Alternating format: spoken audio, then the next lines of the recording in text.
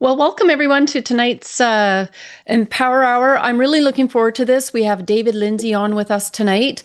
And as you can see, going across Canada right now, we have, and in the last 11 years, a lot of legislation that has been passed that's running roughshod over our Charter of Rights and Freedoms and the Constitution and the rule of law. And we're all kind of dismayed looking back and saying, how do we stop this?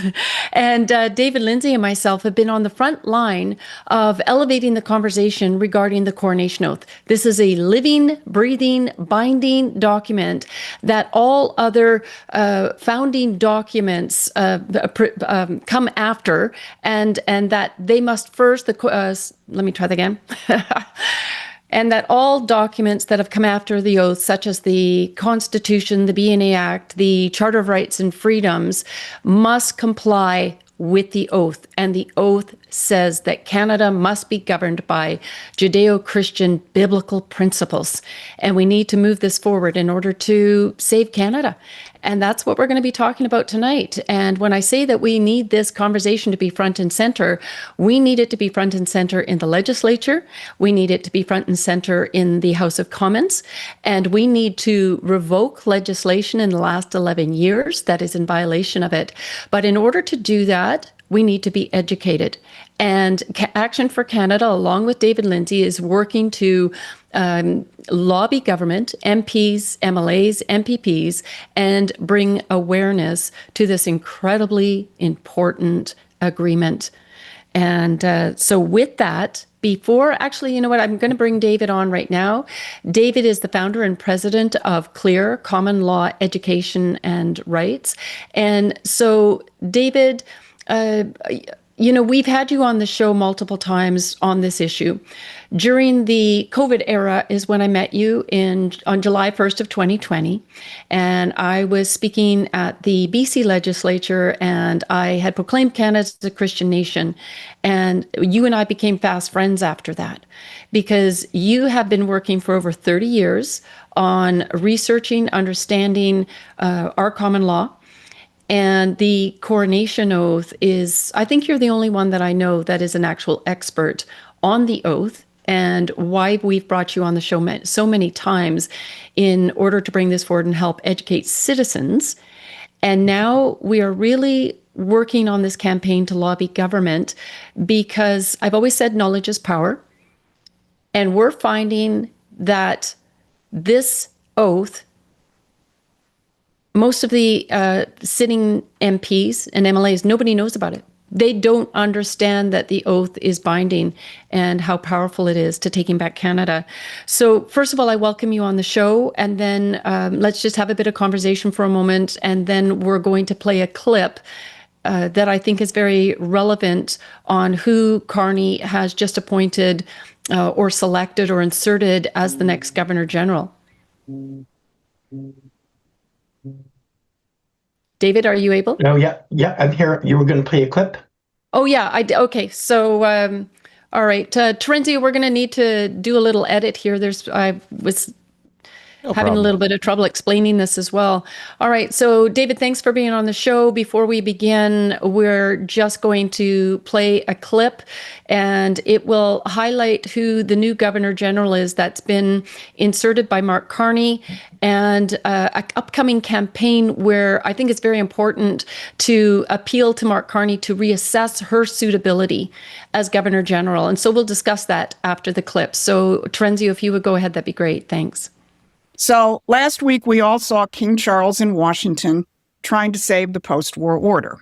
This week, Mark Carney was in Armenia, admitting that the original version of that order is ruptured and needs to be retooled. Charles brought the pageantry. Carney is building the successor system. Now look at the countries that Carney identified who are supposed to comprise that successor system. Canada, the European Union, the United Kingdom, Australia. That's the Anglosphere, plus the European imperial remnant. That is not a coalition of democracies. That's the British imperial system's remaining structure, consolidating against the American system of Donald Trump and what he's trying to revive.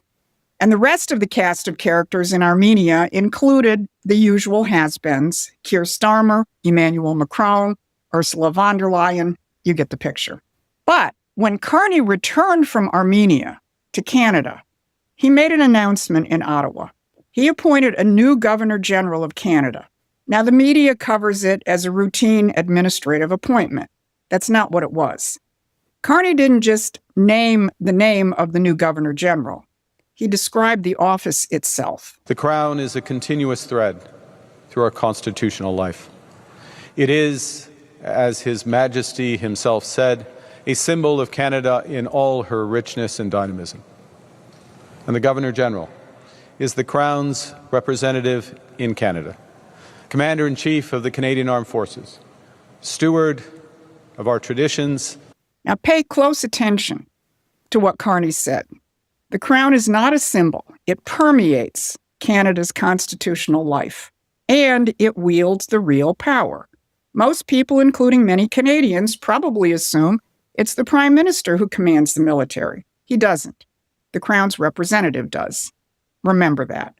Then he added this. The Governor General is the guardian of our constitutional order.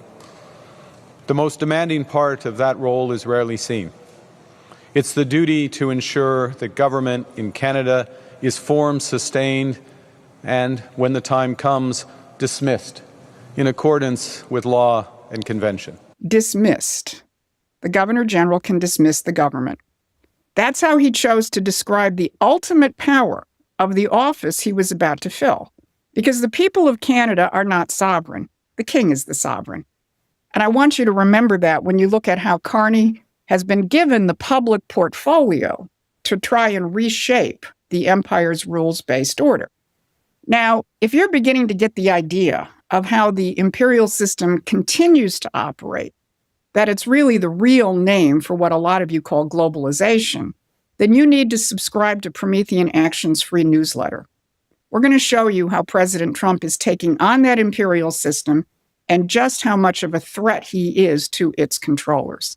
The link is in the description, because you're going to get a bigger picture of what this fight looks like when I tell you just who it was that Mark Carney appointed as Governor General. Her name is Louise Arbour, and her appointment tells you everything about what rebuilding the rules-based order actually means in practice. Arbour built her career as chief prosecutor of the United Nations International Criminal Tribunals for both Yugoslavia and Rwanda. These were the first such tribunals since Nuremberg. And from that platform, she became one of the most prominent advocates for creating a permanent international criminal court. She delivered the opening statement at the launch of the NGO coalition for the ICC's global ratification, and she pushed governments to sign the statute. She described the ICC as the necessary evolution from the tribunal she ran, turning them into a permanent standing institution. So while she didn't work for the ICC, she built the political and legal movement that brought it into existence. She did it from the inside the same apparatus that George Soros was funding from the outside.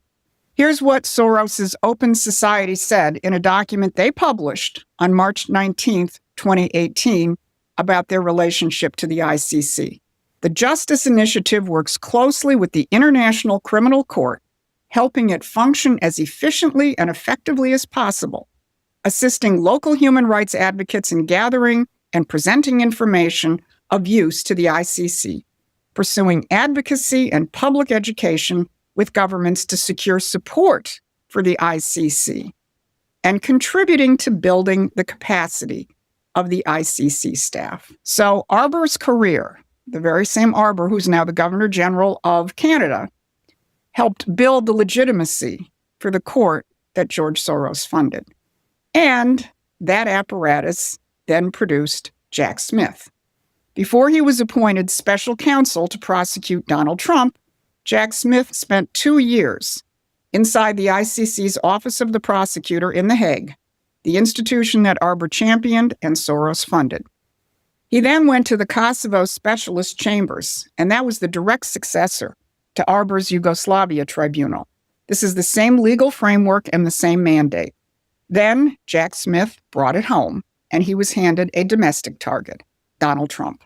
So Carney just made the architect of that entire project, Canada's Governor General, the officer with the power to dismiss a government and command its military. This is not a coincidence. That's not a personnel decision. That is a signal delivered just as Carney is trying to rally what is left of the empire against Donald Trump's world of sovereign nations.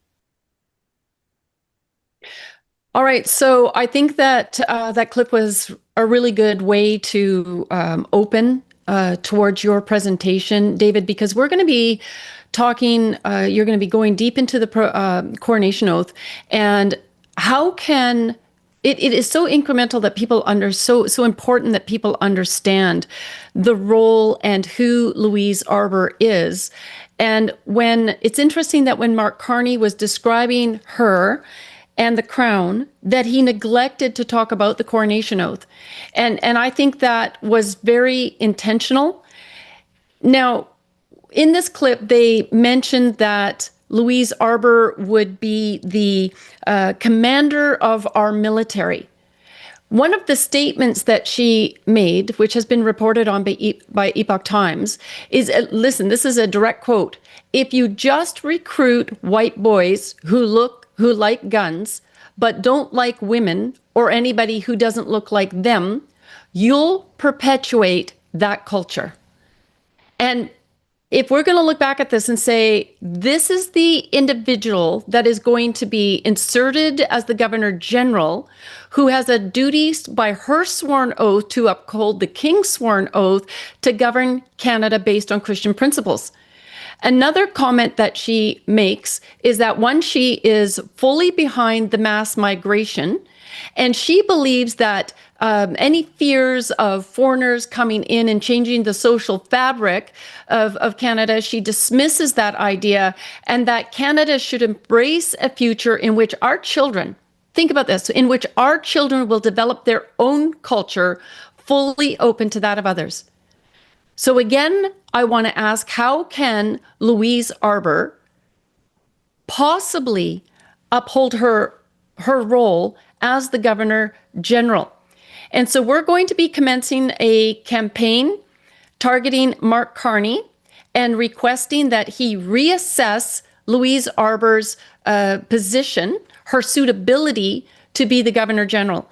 And as David digs into the coronation oath and helps to educate us, you will understand why.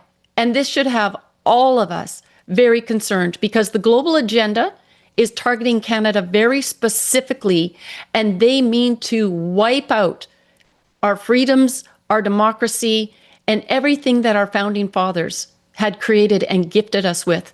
We are in a war, and we are in a fight for our lives in Canada. So David, please, let's comment on that, and then I look forward to your presentation. Hi, good evening. Thank you. I think that the video by I forget her name, by the woman in the States, is absolutely correct and accurate to a T. Louise Arbour is a staunch globalist, and everything she talks about is globalism. Everything she promotes is globalism. She's with a major global law firm based out of Montreal, Quebec, and everything that they are that she is promoting involves the destruction of our nation and our culture, and promoting internationalism, globalism, however you want to refer to it. And you know, as I point out, I will point out shortly, you can't serve two masters. You cannot serve God and serve our country and at the same time serve international issues. It's not going to work. So it's something that I think her appointment is contradictory to the office itself. And it's like pointing an atheist to a position where you have to support and promote God. How are you going to do it? And you can't. So I'm not sure how she's going to respond, but I did send a letter to her today, and I specifically requested a meeting for us to meet with her to discuss, hopefully prior to her appointment, to discuss the duties of her office, and so that hopefully we can make her aware that in the capacity of a Governor General, You cannot give royal assent to legislation that violates God's laws in the Bible, period. And that went off to her this afternoon. And I hope we hear back within the next day or two on that.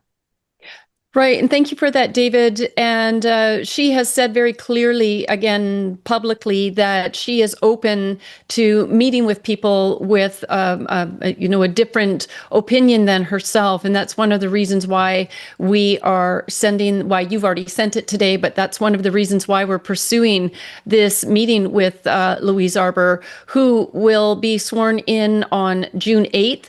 And so Mary Simons remains in this position.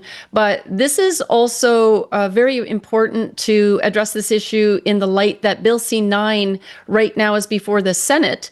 And it is right now they're listening to witnesses.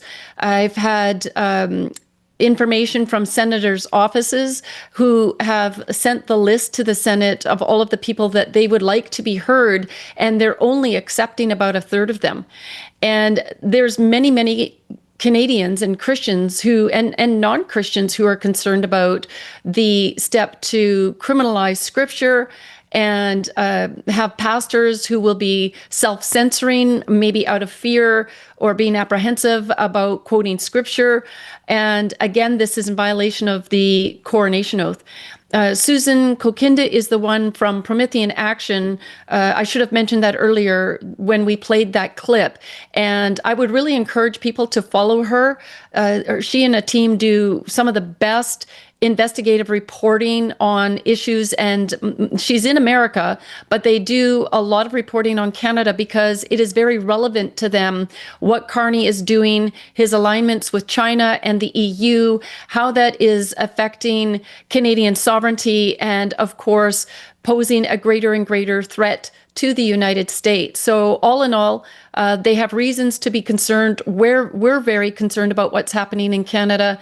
The Coronation Oath also addresses the mass migration, people integrating and assimilating into our culture and embracing our belief systems. And that is fair, not only to expect it, but to demand it. And so, David, with that, I'd like to hand the floor over to you, and I look forward to your presentation. Thank you. We've talked about this on a few occasions in the past, and without doubt, the oath is the most important document and the longest standing document in our Constitution, and it's there for a reason. And, if you look back historically, every culture and society that has turned its back on God has suffered the consequences. And when people first wanted a king, they specifically were asking why they wanted a king, because they were free already. And as a result, they were given a king, and they were told, as long as your king follows God's laws, you will prosper, and if you don't, you will suffer. Consequently, they, for the most part, have not followed God's laws. A few have, and they prospered under those circumstances. So I think it's important that people realize that we need to get our culture back from the immigration problem that we're having and the attempt to secularize Canada. And in that context, Tanya, both of us have been the first that I'm aware of to actually demand that our elected officials and the Governor General uphold the Coronation Oath in the capacities and in their duties. Nobody else has done this before. And essentially, a couple of people have been aware of it, but it's something that nobody has ever actually focused on and tried to say, listen, we're going to uphold you to these promises you made under oath. And we've been doing that since December. And we've had a lot of notices sent in, and this is the first time that this has actually happened. And I'm hoping that we're going to get results in the near future. But it's important to remember this is the first time that this has happened, and we're going to have to educate a lot of people who are not aware of what we are talking about. So having said that, let's get right into the presentation. Terenzio, if I can share my screen. Sure thing, David. Okay, and let's do, which one am I on here? I believe it is that one. Okay. So this is what I would do if I was talking to my government officials, my elected officials, my MPs, and so on, this is essentially what I would be starting to talk to them about. And first thing I want to establish with them is that God's laws are supreme in our law. And that's the first thing. Most of them are not aware of it. They're raised under the charter and they believe in multiculturalism, and they're not aware that God's law is supreme, the Christian God. And that's the first thing I want to establish. Then I want to talk about their duties as kings and queens, the oath, and then their duties as elected officials and what they're obligated to do. So let's talk about the first thing with God being supreme. If you're going to talk to your elected officials, you need to convince them that God is supreme. And once you've done that, because the next question is, you swore an oath of allegiance to the king. How can you serve two masters if you don't know what they mean? The most important part of everything is the beginning. And this is why I want so much to focus on the supremacy of God in our law, because that is the beginning and has been there for 1100 years. And then essentially all our provinces adopted that from England into our law as well. And this is why it's so important for them to understand that God is supreme in our law. So the law of England, whether it's statutory or customary, people think if it's a statute, it can override God's laws, and it cannot. And what I'm showing you today, believe me, is just a sample, a very small sample of our documents that we have in our presentation that me and Terenzio and Heather did a few years ago. And it's just critical to understand that all our laws have to conform with the laws of God. And Broome said, quoting Blackstone, that it's superior to others, and no human laws are of any effect or of any force if are contrary to God's laws. So, and essentially, that applies not only politically, but in our courts as well. And Lord Denning pointed out years ago, one of the best things that the English had was that Christians were appointed to judges. Today, that's not the case. And when you got somebody who believes in Islam or swearing in the Quran, they're not going to establish and uphold God's laws in the courtroom, and they should not be sitting there. And that's a real problem, because you've sworn an oath to the king to uphold God's laws, and you cannot do that if you don't believe in God. But it is a principle of our law that all proceedings in our courts are founded on the laws of God as well. And that's all based on our common law. And the reason I want to emphasize the common law is because it has been with us from the beginning. It got passed down from generation to generation back before printing existed, based on principles that existed in the Bible. And those principles basically, what happened here? Let me get rid of that. Sorry. Those principles all were biblically based. And as a result, they were passed on from generation because people couldn't read. And when the printing press came and the Bible came out, then they got passed down that way as well. But by then, they were already part of our common law. Oops. And the fundamental principle of our common law is that everything is permitted that is not forbidden by law. So whereas European and every other form of law in the world says you can do what the government tells you to do, I want our MPs to know that in Canada and our MLAs that it's the exact opposite. We're entitled to do whatever is not expressly prohibited, and that does not mean the people in power can prohibit and do whatever they want in the exercise of their powers. I want our elected officials to know that our freedom is unbounded. That is the starting point. And these principles, again, came from the Bible. Do unto others as you would have done unto you, and do not do unto others. And they're pretty straightforward. And civil law is pretty simple. Keep all your contracts that you're making and don't infringe on the rights and freedoms of others. You will not find a better system of law anywhere in the world. So when people in Alberta want to separate, I ask them, and I've yet to get an answer, what law are you going to replace it with that's better than our common law that you have right now? And I have never got an answer from anybody at all yet. One of the best things about common law is it doesn't recognize any other form of law. So it doesn't recognize what's happening in our country. It doesn't recognize secularism, communism, socialism, or any other form of law. The common law is there, and it is our law, and that's why I call it a republican monarchy, because the law cannot be changed. If it is attempted to be changed, it's being done illegally and unconstitutionally by somebody with a lot of power. And if there's a conflict, the thing about the common law is very clear. If there's a conflict between statutes and God's laws prevail. I want our MPs to know that when they swear an oath to uphold the king, they have a duty when they vote to vote against bills that are contrary to the Bible. And folks, this is the starting point for your power of peaceful civil disobedience in Canada to any legislation that does not comply with God's laws in the Bible. You can absolutely sit back and say, I'm not complying with it, because it should never have been given royal assent and it violates the Bible. This is constitutionally permissible in Canada. And again, as I pointed out earlier, you can't serve two masters. So if you're going to serve in your capacity as an MP, an MLA, or Governor General, and if you're going to serve us and serve God, you cannot serve anybody else. And that means, let me rephrase that. That means that you are required in the exercise of your duties to uphold God's laws at all times. That common law followed the flag here in Canada, and we got it here now.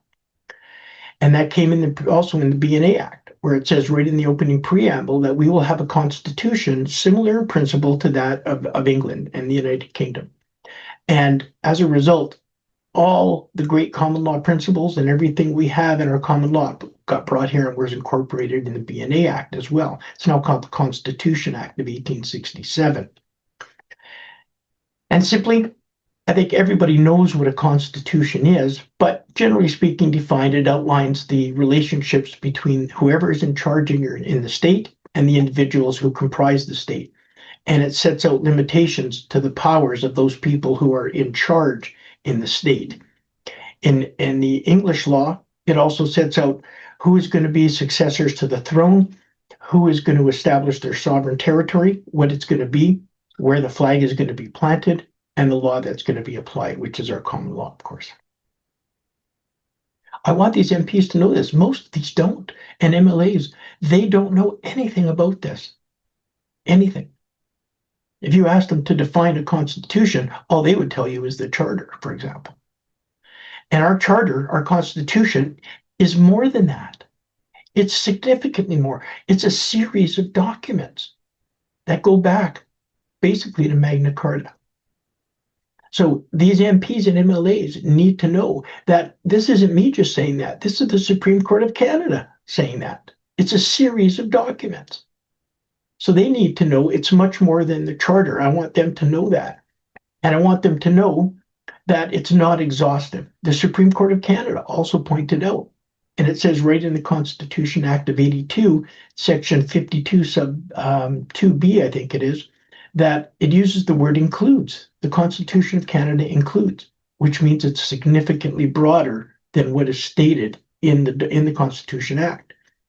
So I'm going to tell these MPs, and I've talked to them, some of them already, that the Constitution is much more exhaustive than that. And we need, every time you talk to an MP, they need to know it's much more than the Charter. And the Supreme Court of Canada has recognized that as well.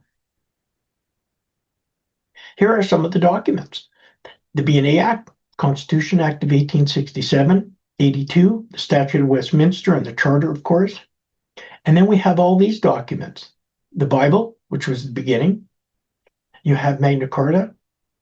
And keep in mind, some judges who are on power trips try to say Magna Carta is not part of our Constitution. And however, I want to point out, the King signed it in 1215, 1225, and 1297 and various amendments. It has the force of law insofar as it has not been repealed, and many sections have not. For example, you cannot sell justice. That is an unwritten principle of our Constitution, and it goes back to Magna Carta as well. The ones here you see in yellow are what are known as the rules of succession of the monarch. They set out how the monarch is getting appointed, who takes their place when they die, and what their powers and duties are to us. And they're extremely, extremely important. And here at the bottom, pursuit of happiness, for example, those are part of our unwritten constitution. And that's where the Americans got it from, was the English law. They didn't just sit around a boardroom table and decide they were going to put it in there. They took the best out of the English law. So our Constitution is the supreme law, which includes the coronation oath. So if the oath is the supreme law, Mr. MP, you need to know that you cannot vote for anything that violates that Constitution and that oath, and you cannot have it both ways. If it violates the oath, you cannot vote for it, pure and simple. Every constitutional document in our history recognizes the supremacy of God. So you do not have the power to vote for anything that violates that at any time. Any bill that comes before you, you don't have that legal power, even if your Liberal MP or whip is telling you to do it. You've got two choices. You either violate your oath or you vote for it, or I should say, or you don't vote for it and violate what the Liberal Party is telling you. Which is more important? And I tell you, it's the oath, because all power flows from that oath. You wouldn't be sitting there, Mr. MP or an MLA, if you didn't take that oath.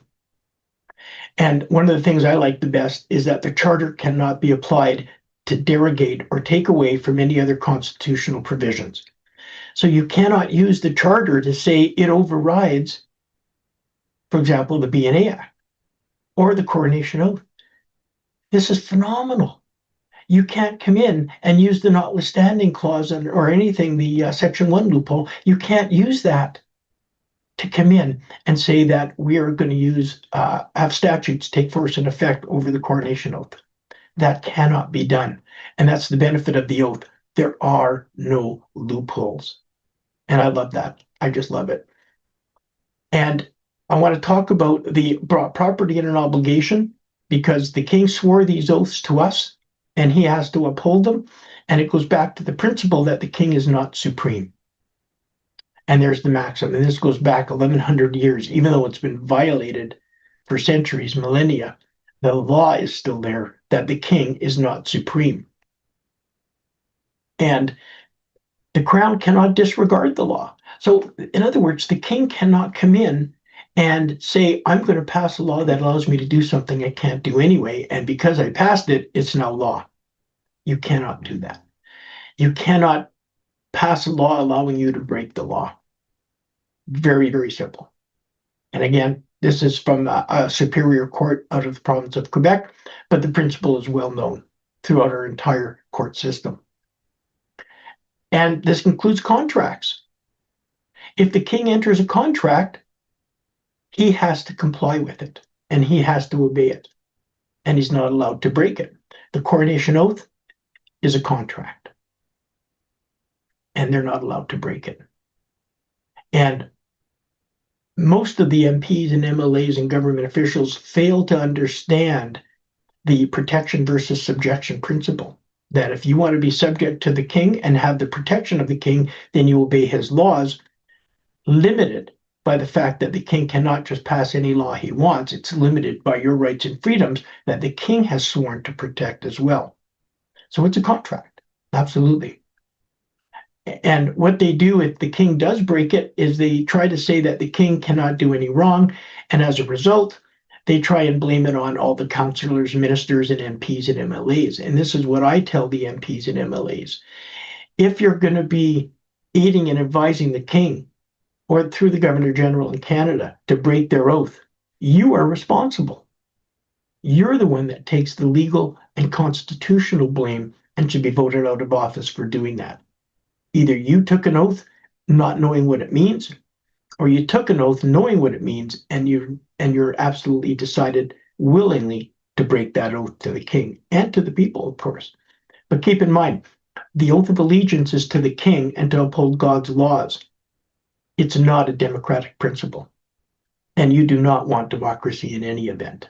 In a democracy, 50+1% of the people can make the most horrific of acts lawful simply because the majority of people voted on it, right? But this is what they try to do to get away from the king being wrong, is they try to blame it on the councillors and ministers, meaning your MPs and MLAs and the Privy Council. And if they're breaking the law, they should be removed from office. And I want the members of parliament and the legislatures to know why royal assent is even necessary in the first place from the king.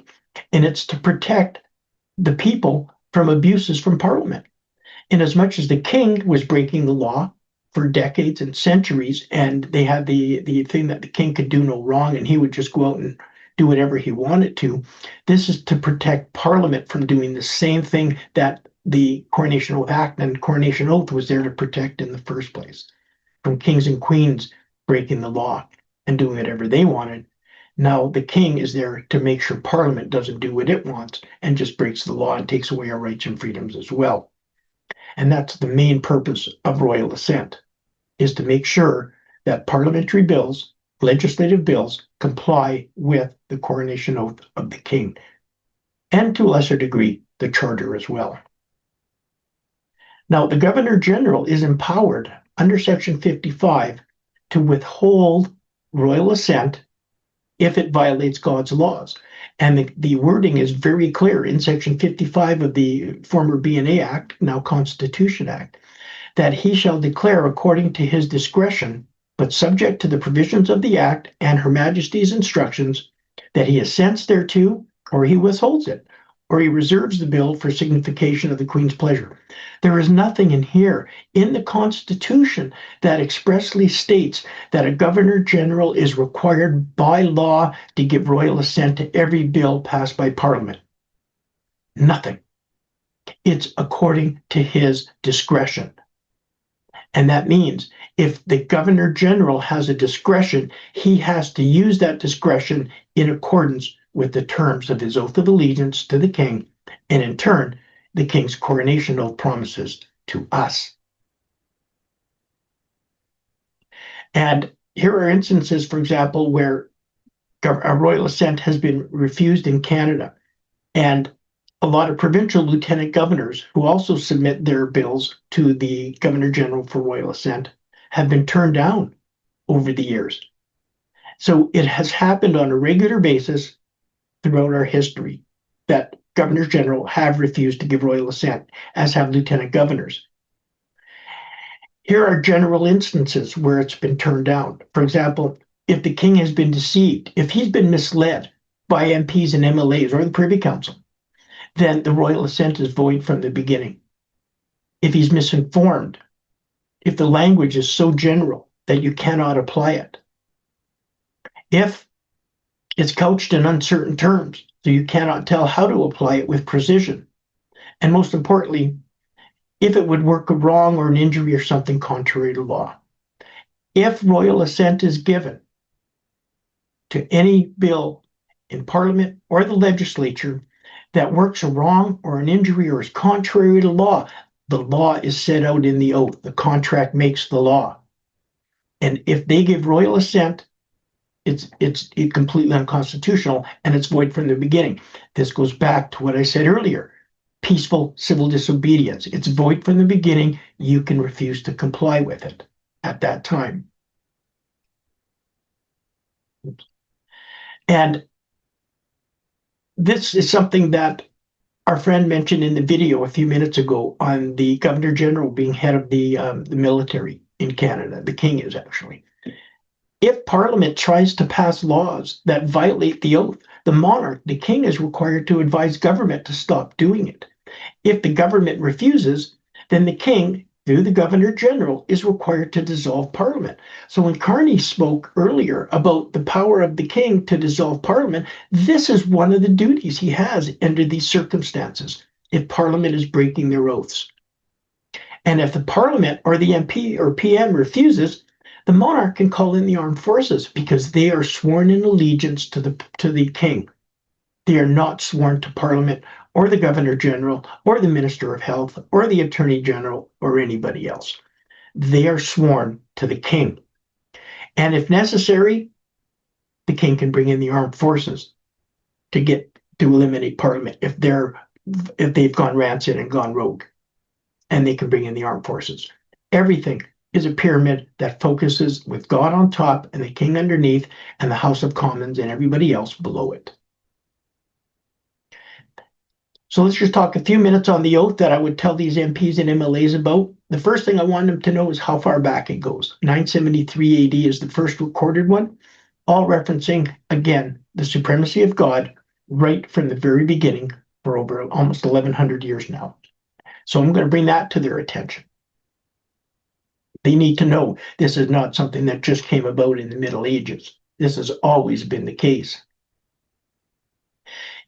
Now, in the O'Donoghue case in 2003, the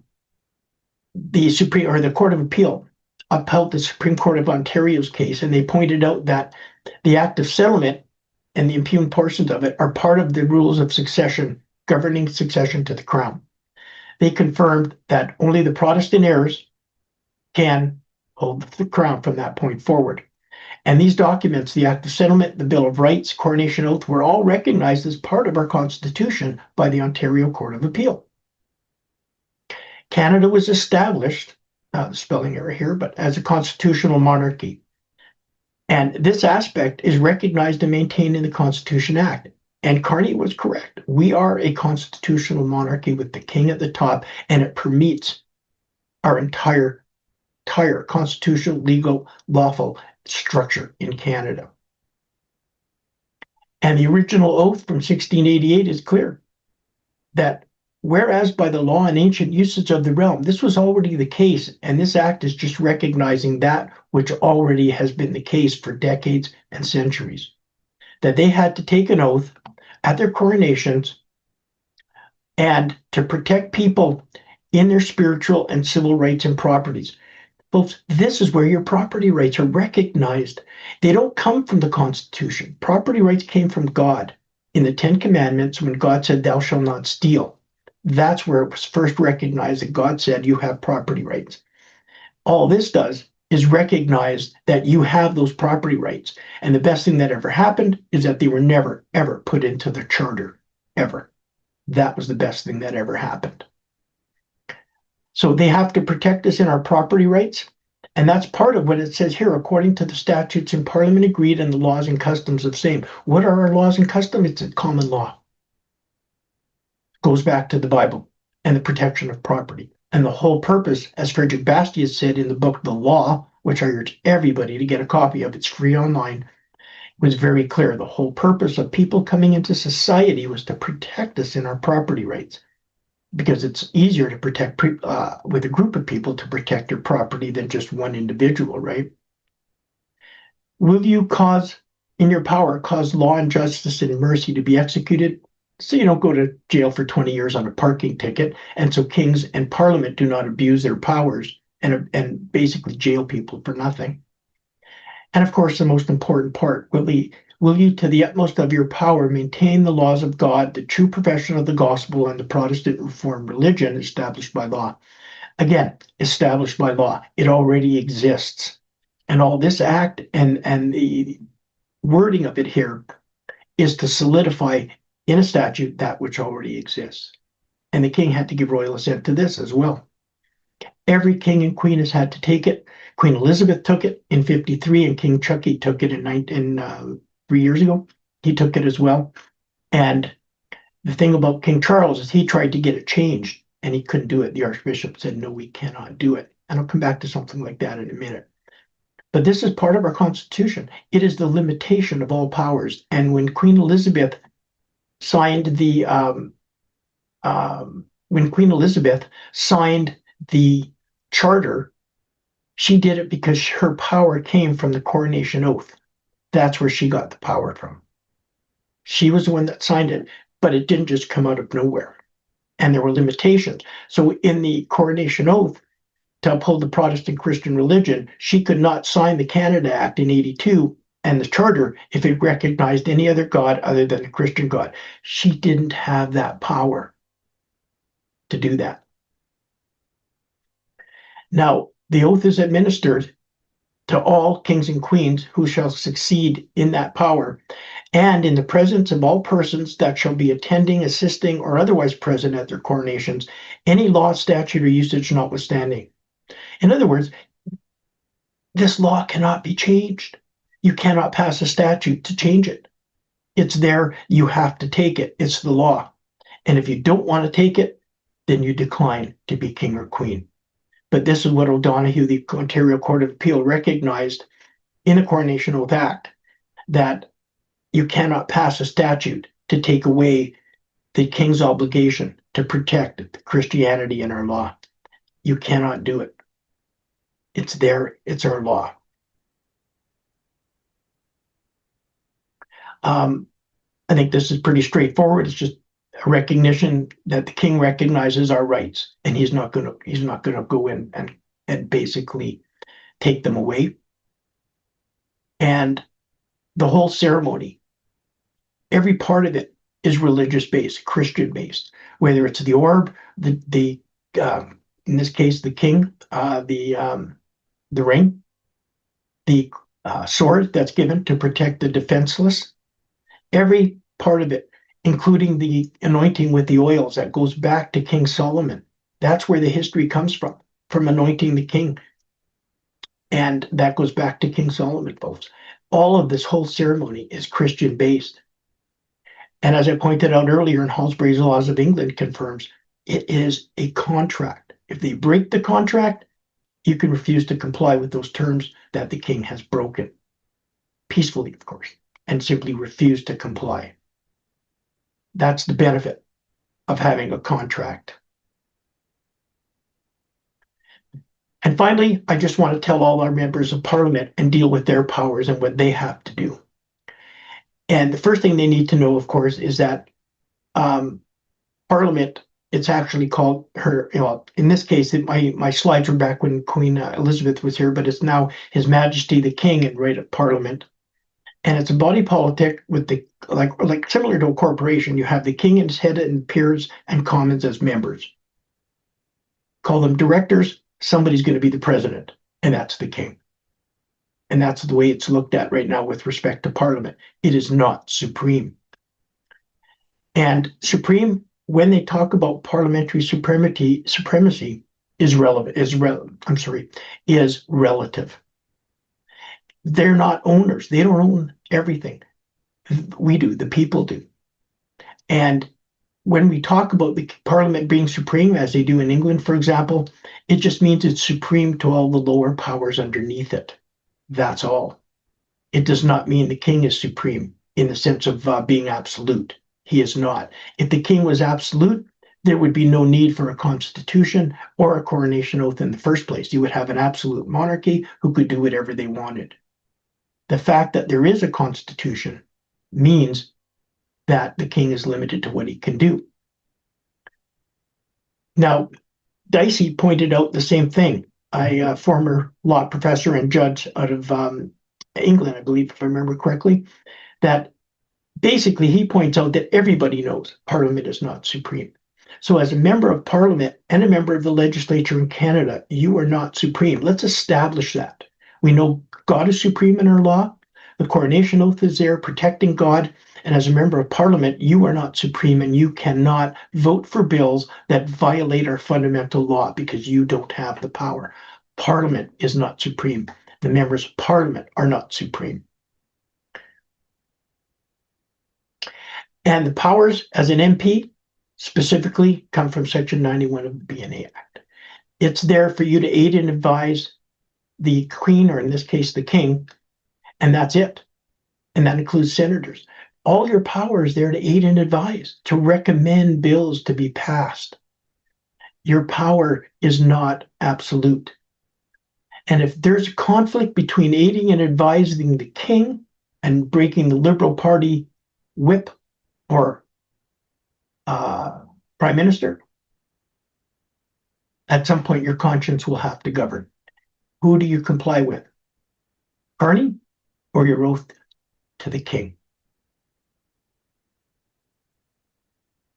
Even the Privy Council, they're the same. They're there is to aid and advise the government of Canada, and they are recognized in their oath as a servant. And they're a servant of the king, not Parliament.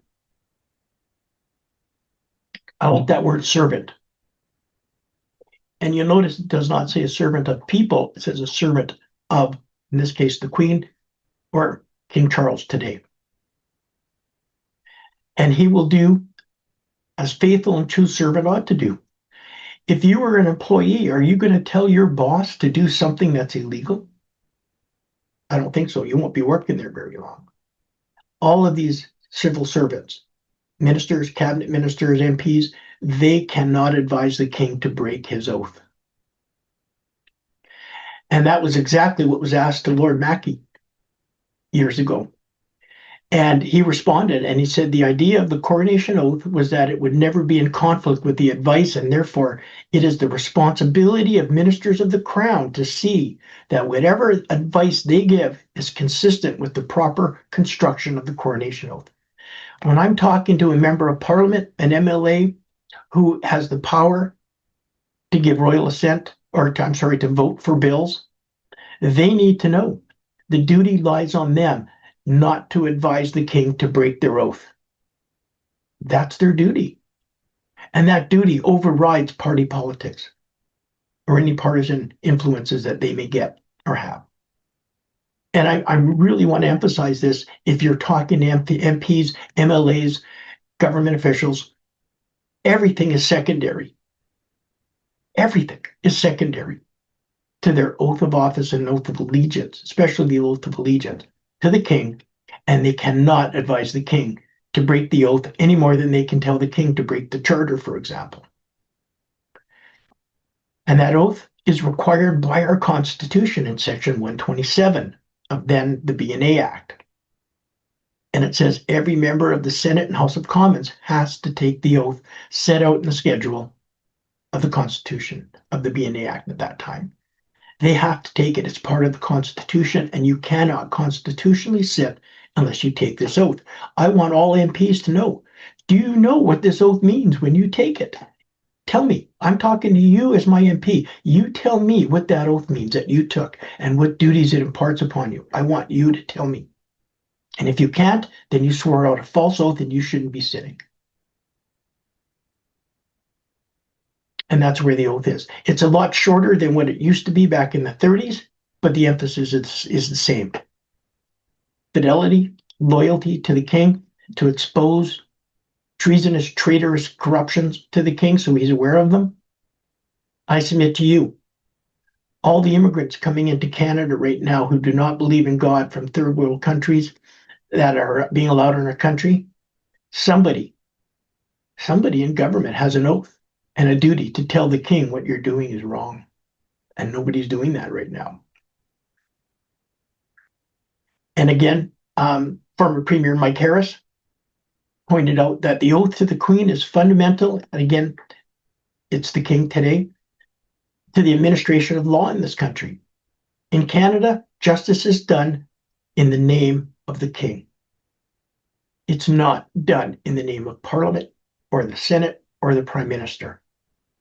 We need to have all our MPs and MLAs recognize your orders do not come from the Prime Minister or the leader of the party. They come from your oath and your oath to the king.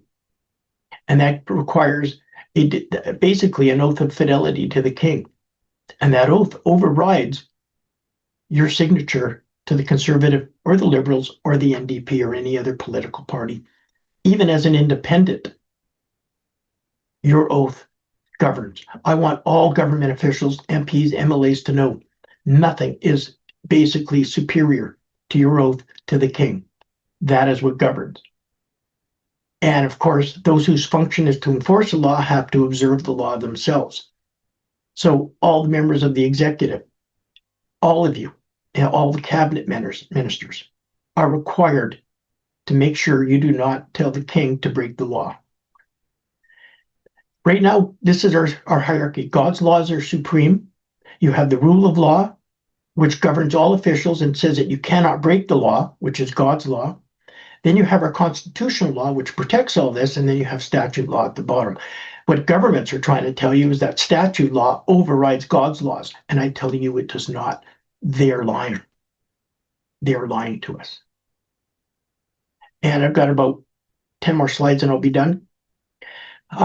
King George III was asked and commented about this, and somebody who wanted him to break his oath, and he said very clearly, Where is the power on earth to absolve me from the observance of every sentence of that oath, particularly the one requiring me to maintain the Protestant Reformed religion? Emphasis on the word particularly there. He's emphasizing that is the most important. Was not my family seated on the throne for that express purpose, and shall I be the first to suffer it to be undermined, perhaps overturned? No, I had rather beg my bread from door to door throughout Europe than consent to any such measure. I can give up my crown and retire from power. I can quit my palace and live in a cottage. I can lay my head on a block and lose my life, but I cannot break my oath. If I violate that oath, I'm no longer legal sovereign in this country, and that applies to every king and queen today, including King Charles. If he breaks his oath, if the Governor General breaks their oath, they are not legal sovereign in this country, Canada. If they pass laws that violate the laws of God, they are not the legal sovereign. And you have every power and law to refuse to comply with them. I like this quote. It's a really stark admission from a former king, that the oath is binding and he cannot break it. And in 1953, I just want to point out that they changed the oath. They tried to change it illegally. And it was very interesting because the coronation oath can only be changed with consent of all provinces, all Commonwealth countries, the Parliament of England, and the King. Everyone has to agree if changes are going to be made. That never happened. So Unag Gay, who is parliamentary counsel in England, very high up, pointed out that the coronation oath was modified without statutory authority. The present Queen swore a slightly different version, although it still included a promise to maintain the Protestant religion. So that part is there, and they have not got out of it. And in 1937, a whole bunch of people recognized that the changing was done illegally. This was the first one after the Statute of Westminster. They changed the oath illegally.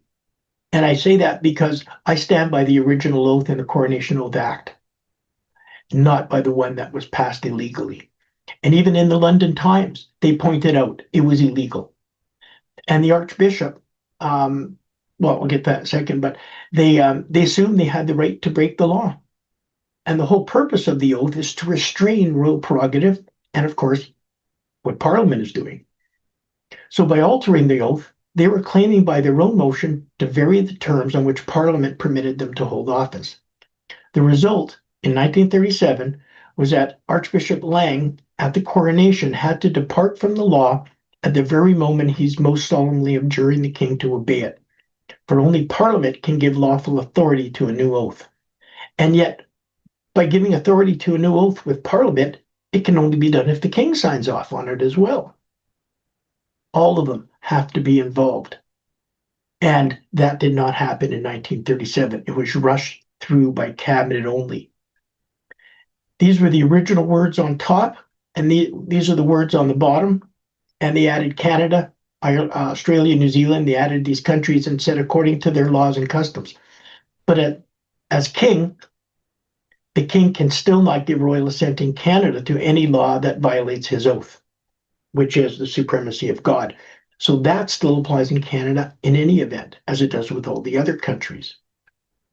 And I point this out that you cannot cross your fingers when you're taking the oath. You cannot cross it and say, I'm taking the oath, and then tomorrow go and break it. It applies in its entirety, as the former king said just a few seconds ago. This is the original wording, as I pointed out earlier, to maintain the laws of God. This is what they implied in 1937, and they just added about maintain the laws of God, and they changed it to United Kingdom, and the Protestant Reformed religion is still there, and to maintain the church. This was not altered in any way, in any meaningful way anyway. The laws of God were still there to be preserved by the king. So I'm grateful that they didn't try to get that through.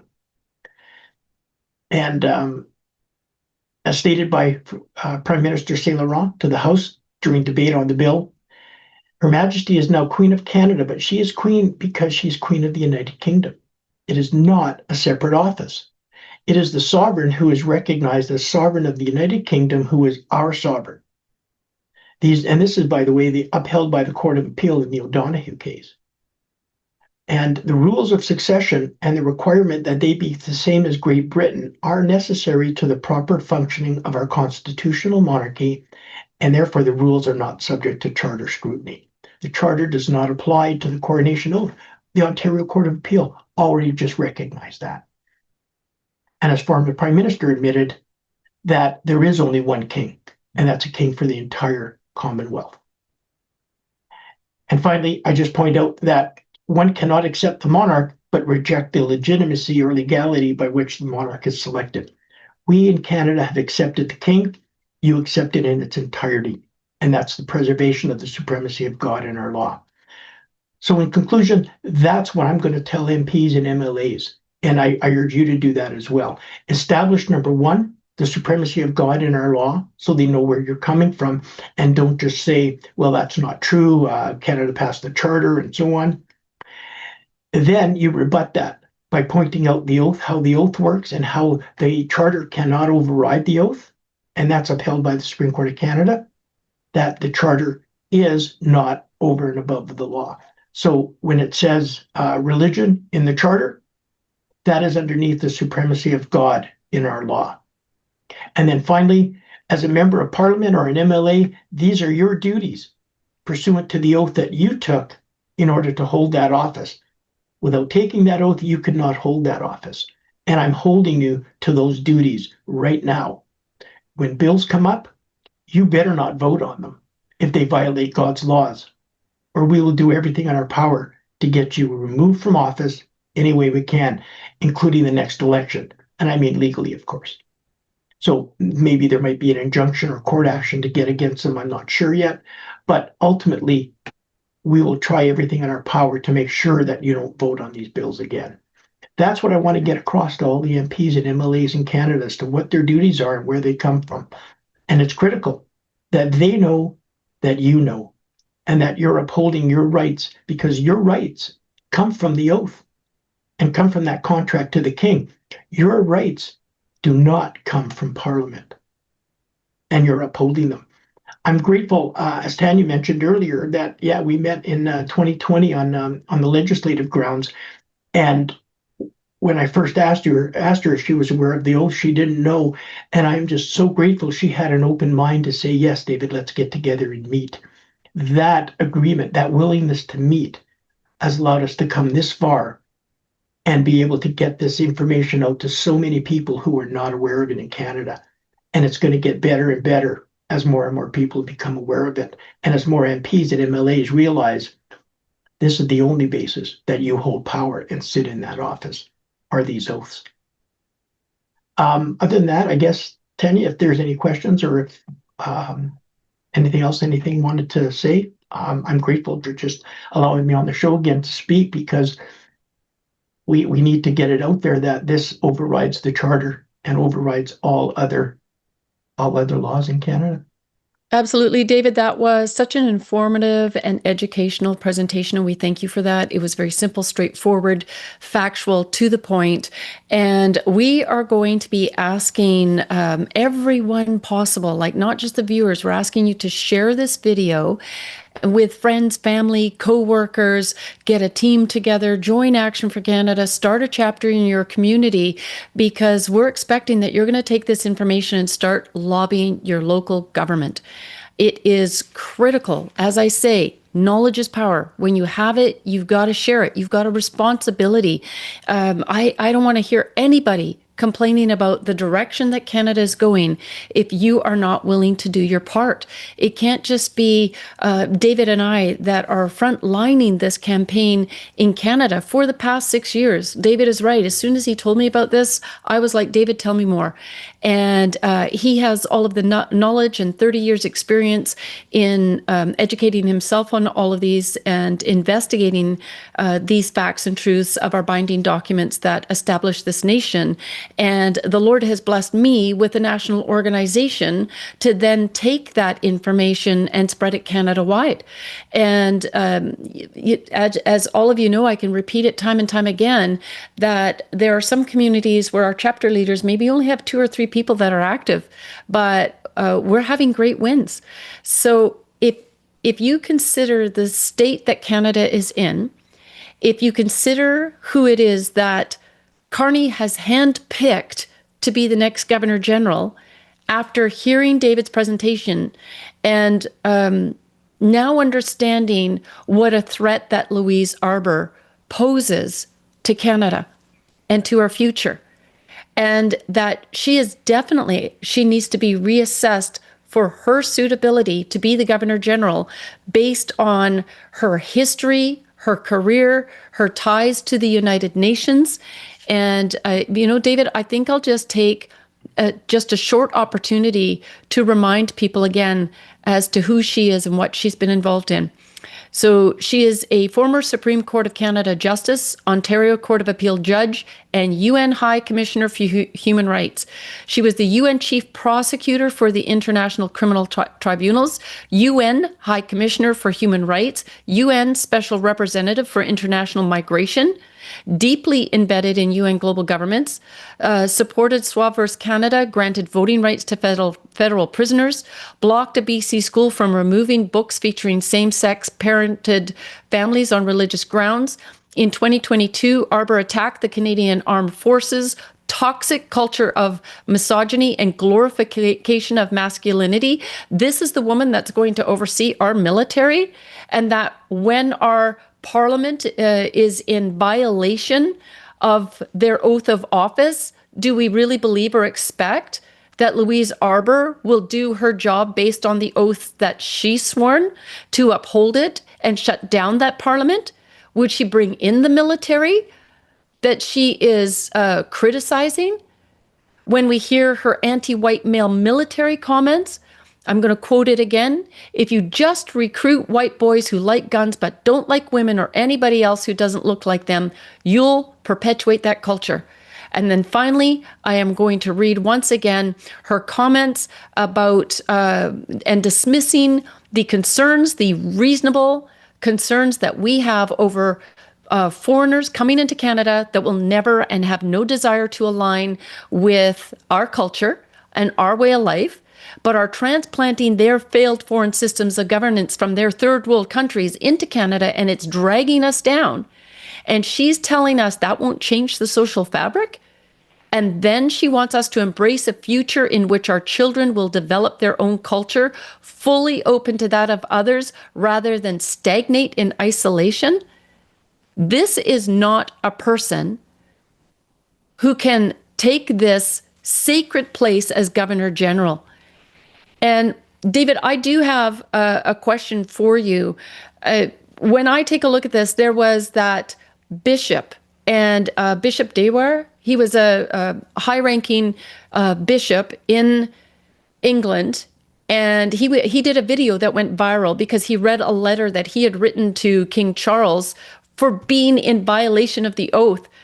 So for those officials in Canada that say the oath is merely ceremonial, here you have a bishop in the UK who is calling out the king for being in violation of the coronation oath, which means to me that is further to support what we're saying, that this is a living, breathing, binding document. So how do we get rid of King Charles? I'd like to get in touch with that bishop actually and say, let's work together in this and overturn this treason, that's happening right now. Yeah, I agree. And somebody had a question about in the chat about a living tree doctrine as well, and that all that issue is under the laws of God. So if something happens today that is a new issue that didn't exist, it gets pigeonholed into the laws of God. And if it doesn't, and the laws of God prohibit it, then it's not to be done, pure and simple. And that that quote that you just commented about from priest, I can't remember. I always get them mixed up. He was very correct, and I wish more of them would contact our governments and the Attorney Governor General and put that same comment to them, that we are holding you to these oaths. And you have a duty to uphold God's laws. And we want you to know that we know about it and we're holding you to it, because that is so correct about what he was saying to them. How do you get rid of the Governor General? You know what? I don't have an answer for that at the present, other than holding them accountable and refusing to comply with any legislation that is given royal assent that violates God's laws. You know, it takes courage, absolutely. But if they have broken the law, all change takes place by somebody saying, no, I'm not going to comply. It doesn't take place by somebody saying, what you did was wrong, but I'm going to do it I'm going to comply with it anyway. So we need to know that, and Louise Arbour needs to know, if she's going to give royal assent to bills that eventually become law and violate God's laws, that people, lots of them, will not comply with it. Well, and David, yeah, you've answered that question in a roundabout way, which was peaceful civil disobedience. We saw that last Saturday with Tommy Robinson's huge, massive rally in the United States. People came out peacefully in civil disobedience against Starmer and the government, and that is paying off. And they just had a massive win in the UK where they had a local election, and they had 1,400 seats that they took back as far as councillors are concerned. And that is destroying the Starmer cabal in the UK. It's taking them right down. And so we can see that he's on his last legs, although he doesn't want to admit it. He looks quite foolish as he stands up there and thinks that he can still turn this around. So civil disobedience is very, very important. What Action for Canada is doing along with you in the letter writing campaigns that we commenced in December against Bill C9, because that is it is so vitally important to what we're talking about here, because Bill C9, I think, is one of the worst bills that they've passed in the last 11 years to criminalize scripture. This is an attack against Christianity. These are very evil, anti-God people that are behind this. And I even believe, you and I were discussing this, that this change of governor, they said, well, you know, she kind of has a 5-year term, Mary Simon, and her 5-year term was coming up. Although I don't know that it actually specifies clearly that it's only 5-term. I believe a governor general, if the government decides, can even be in that position longer. But isn't it interesting that we've been lobbying government for the last 5 months, specifically on the coronation oath and their duties and their limitations of power, and directing it at Mary Simons, that she cannot give Bill C9 royal assent because it's in direct violation of biblical principles and the Bible itself. So we encourage people to come on to Action for Canada's website. Even reading the letter that David wrote to the Governor General, he then wrote one to the MPs and then one directed at the senators to explain to them all of their limitations in powers and their duties. And so I encourage you that you go to Action for Canada's webpage. You can look up the Bill C9, you'll see those actions. I just want to bring up the coronation oath page that we've created. If you go to our menu, go under current issues. This is if you want to learn more about this and get a crash course. We've got great information there because David, as I said, has been coming on for years. You can see third down, it says coronation oath, super easy for you to access. And then if you just scroll down the page, there's a few videos talking about property rights at the top and the coronation oath and the Constitution. We've provided the resources, the letters I was talking about to the Governor General and the Member of Parliament and Senators. You can see all of those at the top of the page for easy access. And then down at the bottom are further empower hours that we've had with David talking about all of these important issues. We would encourage you to watch one at a time, watch one a week and get educated so that when you go in and you sit down and talk to your MLA, MPP, Member of Parliament, you know, maybe it's your mayor. Who knows who it is you're going to have a conversation with, but if you can just continue to put this information in, what goes in is what comes out. And you need to be convincing, which means you need to be educated. And so, as David also said at the beginning of his presentation, that nobody has ever addressed the Governor General in passing and giving royal assent to bills that were in violation of the oath and bringing awareness to the coronation oath. And we believe, because we've been at this 6 years, we can see that momentum is building. David and I have been speaking at events. I mentioned it in front of 700 people at the event in Red Deer the other day. And I said, hey, are you aware that this is the coronation oath and that this is key to our freedoms and having victory in this country? And you could almost hear a gasp from 700 people to hear the coronation oath. I've never heard about that.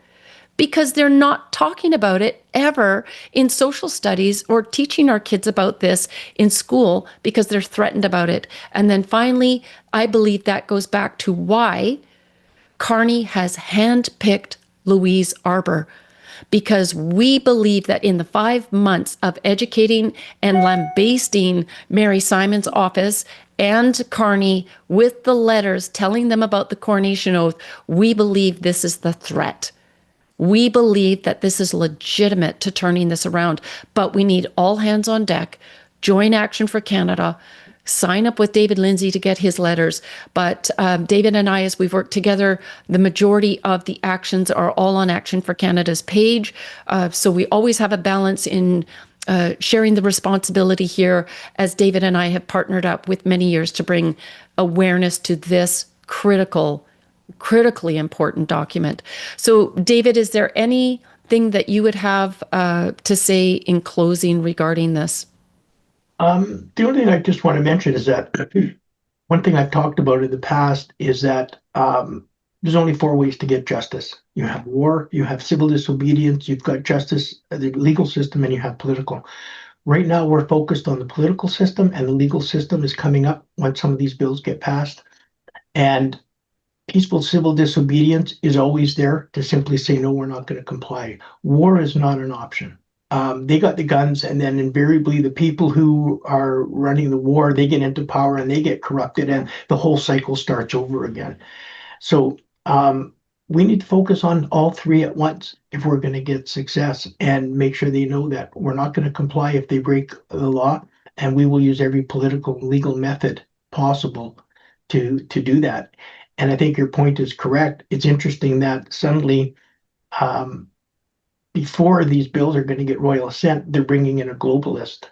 And who knows, maybe Mary Simon got this information and said, whoa, I can't do this.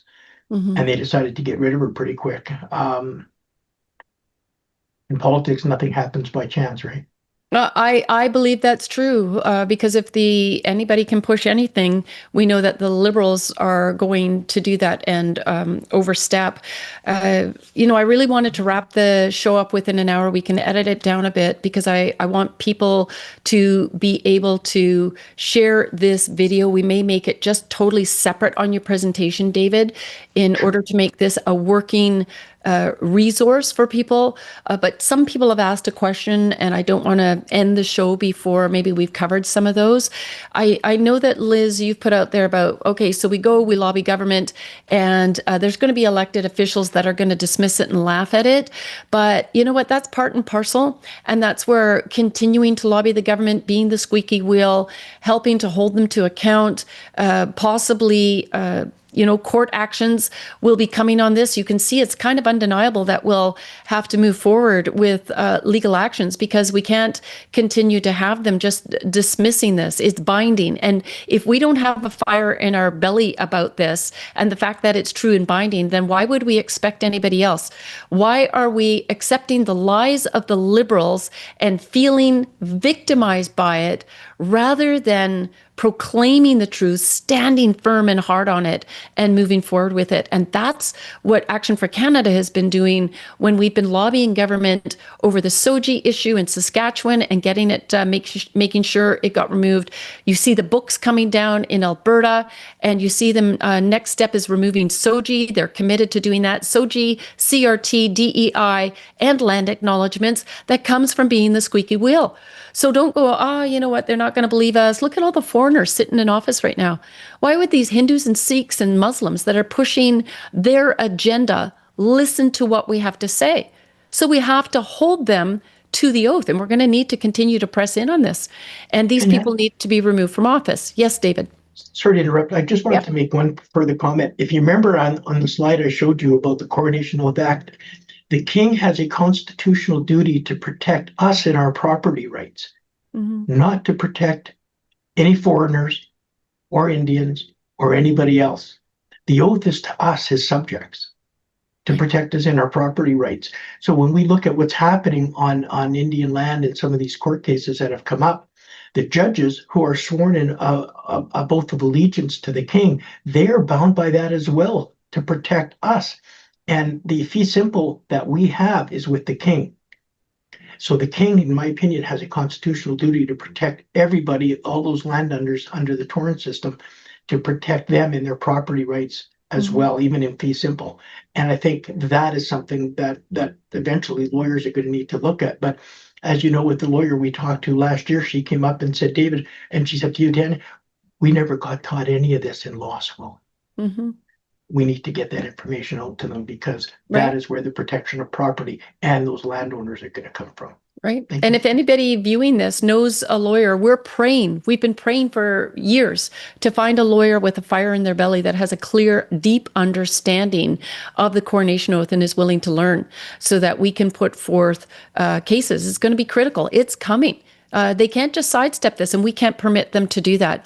Henry has asked, what do you say to people who claim that we do not have a constitution because it was never ratified by the unanimous consent of the provinces? I did an email on that. I think they're referring to the section in the Constitution Act of 82 where Quebec had to come on board. That was given by declaration proclamation by the Queen. I forget the year, 85, 84, somewhere in the 80s. And they weren't necessary. Quebec wasn't necessary to sign that. People have interpreted that section incorrectly. And maybe at some point with our email going out in the next week or two, I'll address that by resending that email because I went into it in length into the legal aspects of that, but Quebec wasn't really required to sign that. So I'll send that in an email. But as for the fact that the provinces have not all signed on, the only one that hasn't signed on is Quebec. So I'll address that in an email and I'll put that out in our newsletter next week. Okay. And so how can people sign up to your newsletter? They can just email us at clearbc. Oh no. Clear 2012. Website. Clear 2012. That's our website. Clear 2012 at pm.me.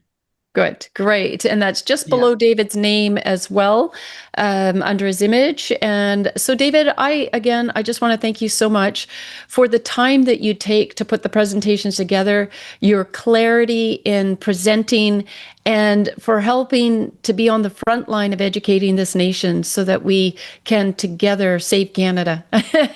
and thanks. I'm grateful to be on too. Thank you. Yeah, in all of this, we need to pray. We need to submit ourselves to God and pray for miracles. All right, do you have any closing words for our audience? I'm just grateful for their support. Hopefully they will do something and approach their MLAs and MPs. Keep on them right through to the next election. Keep on them, all of them, wherever your provincial elections are going to be. And otherwise, I just look forward to hearing your in prayer. Okay, thank you, David. Okay, so I just want to remind everybody, if you haven't signed up with Action for Canada, please do so. Go on to our website, Action with the number 4. You can see it all over the page there, right here, actionforcanada.com.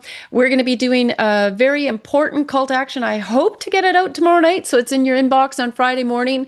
And it is going to be directed at Carney, as I've mentioned several times through this presentation, to reassess the suitability for Louise Arbour to actually be sworn in officially on June 8th to take on the role as our new Governor General. I think we can do much, much better than this.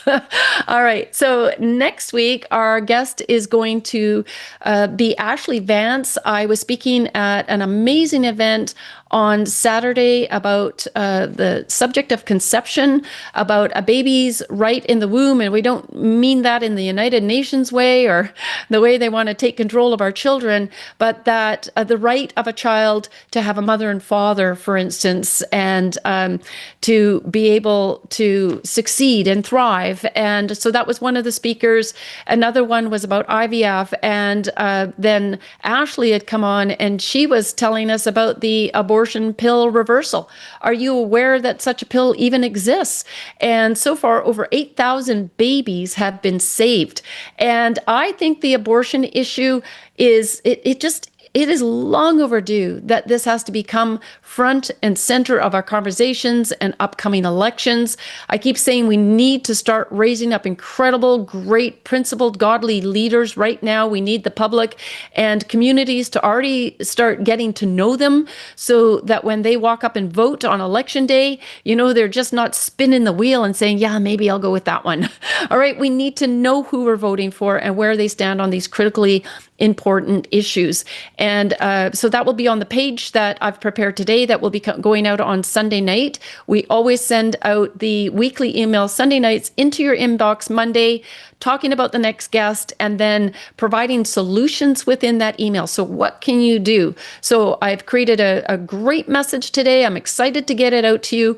I'm excited to have you hear the presentation that Ashley has in bringing awareness to the abortion pill reversal. They're being terribly censored, of course, because the abortion industry doesn't want you knowing about this. And it is a natural a treatment within a short period of time of after taking that first abortion pill that you can have success by taking the abortion pill reversal, which is progesterone, to turn that around and save the baby. And it's absolutely amazing. I'm so excited about it. So make sure you join us next week. The verse for today is from Jeremiah 22, 3-5. Thus saith the Lord, execute ye judgment and righteousness, and deliver the spoiled out of the hand of the oppressor, and do no wrong, do no violence to the stranger, the fatherless, nor the widow, neither shed innocent blood in this place. For if you do this thing indeed, then shall there enter in by the gates of this house kings sitting upon the throne of David, riding in chariots and on horses, he and his servants and his people. In other words, you will be blessed, if you treat people right, if you help those that are in need. But it's got a great warning. But if you will not hear these words, I swear by myself, saith the Lord, that this house shall become a desolation. And that's what I see over all of these leaders like Starmer and Macron and Justin Trudeau and Mark Carney. It is not going to go well for them. And the Word of God continually, repeatedly says this. Now, God does allow really crummy leaders to rise up for a period of time when people have turned on God and the Word of God. And that's where we're at in Canada. So it is long overdue for us to get right with God, to repent about allowing all of these false gods to set themselves up in Canada. We got to shut down all the mosques and temples. Those are idols and worships and false gods. These are not other religions. There is no such thing as the word religion to address false gods in the Bible. They're actually called false gods. The freedom of religion that's in our charter, and this is straight from Brian Peckford, the last living signatory of the charter, said the freedom of religion was included to keep the government out of the business of the church. And so these are the truths that we are trying to repeat and repeat to bring to the front lines until they're once again the truth again and being embraced, because they are essential to us maintaining Canada as a Christian nation, which, as David had said in the presentation, is literally the best form of government based on Christian principles that you could possibly have in the whole world. And so on that, I look forward to seeing you next week. God bless you. And God bless Canada. In times of financial uncertainty, safeguarding your assets is increasingly important. In response to ongoing inflation, economic challenges, and market instability, many Canadians are adopting the timeless strategy of investing in precious metals. Historically, gold and silver have held their value, safeguarding your assets against economic turmoil. Action for Canada is pleased to announce our partnership with Steve of Sun City Silver, providing valued members of A4C with expanded investment opportunities designed to help you achieve your financial goals. Steve is an ally of the Freedom Movement, and he's offering members of Action for Canada exclusive access to some of Canada's premier prices. By leveraging his connections with Silver Gold Bull, you can access competitive rates for securing your precious metals. Silver Gold Bull is a trusted Canadian leader, offering live pricing 24/7 and boasting nearly 400,000 five-star reviews on Trustpilot. For an order of $5,000, be sure to indicate you're an Action for Canada member and receive a complimentary 1967 silver dollar, courtesy of Sun City Silver.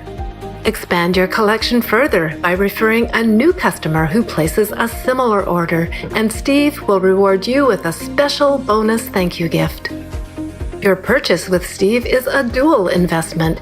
You invest in your future while simultaneously supporting the Freedom Movement with a percentage of each sale benefiting Action for Canada. For more information, be sure to visit actionforcanada.com/purchasing-precious-metals/. Secure your assets. Protect your future. Support Action for Canada and the Freedom Movement. The information presented is for educational and informational purposes only and is not intended to provide financial, legal, or tax advice, as we are not licensed financial advisors, accountants, or attorneys and cannot provide professional counsel. Be advised that the content and information provided does not create a client relationship.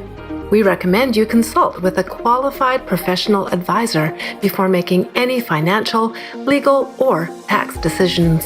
Please note that Action for Canada is not responsible for an individual's financial outcome.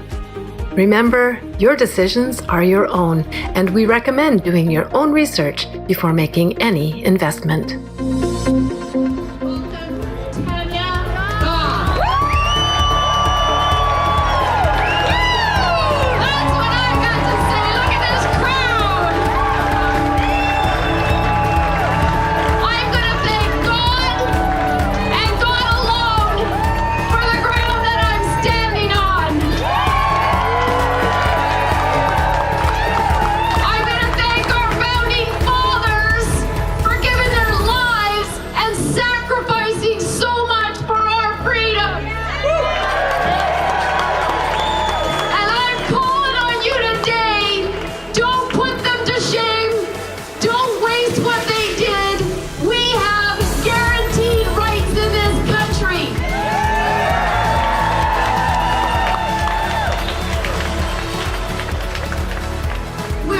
Chapters across the nation. We are going to be in every town and every city, and we are going to build communities within these communities of like-minded people who are actually going to care for one another again and love on each other and give each other the help when they're down. We are going to use the teams and the people that build within chapters to support our businesses. The government's actions are completely 100% unlawful. Judgment will again be found on justice, and those with virtuous hearts will pursue it. You have a virtuous heart if you are here today pursuing freedom and righteousness. And then verse 23 comes along with a promise. God says He will turn the sins of evil people back on them. He will destroy them for their sins. I take great comfort in that because I serve a mighty living God who has allowed us to go through this season of discomfort because we as a nation had turned our backs on Him and we need to get right. So I am just going to thank you I'm going to say God bless you and God bless Canada.